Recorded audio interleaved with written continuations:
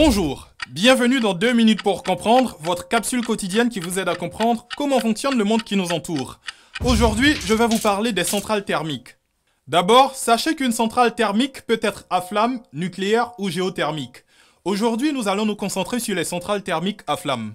On appelle centrales thermiques à flamme les centrales à charbon, à fioul ou à gaz naturel. Dans ces installations, le principe est toujours le même. On utilise la chaleur dégagée par la combustion du charbon, du fioul ou du gaz pour produire de l'énergie.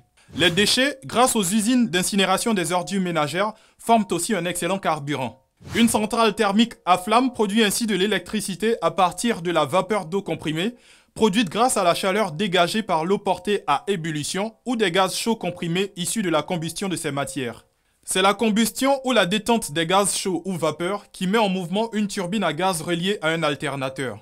Vous pourrez remarquer que les gaz chauds issus de la combustion sont un mélange d'air comprimé et de fumée lié à la combustion. Le nom de la turbine est lié à l'élément qui la met en rotation. Par exemple, une turbine à vapeur est entraînée par la vapeur, une turbine à gaz est entraînée par les gaz chauds issus de la combustion. Concrètement, voici les différentes étapes. Un combustible, gaz, charbon ou fioul, est brûlé dans le brûleur d'une chaudière pouvant atteindre jusqu'à 90 mètres de hauteur. Le charbon est d'abord réduit en poudre. Le fioul est chauffé pour le rendre liquide et vaporisé en fines gouttelettes et le gaz est injecté directement. Cette chaudière est tapissée de tubes dans lesquels circule de l'eau froide. En brûlant, le combustible dégage de la chaleur qui va chauffer cette eau. L'eau se transforme en vapeur qui est envoyée sous pression vers des turbines. La vapeur ou le gaz chaud fait donc tourner une turbine qui entraîne à son tour un alternateur. Grâce à l'énergie fournie par la turbine, l'alternateur produit un courant électrique.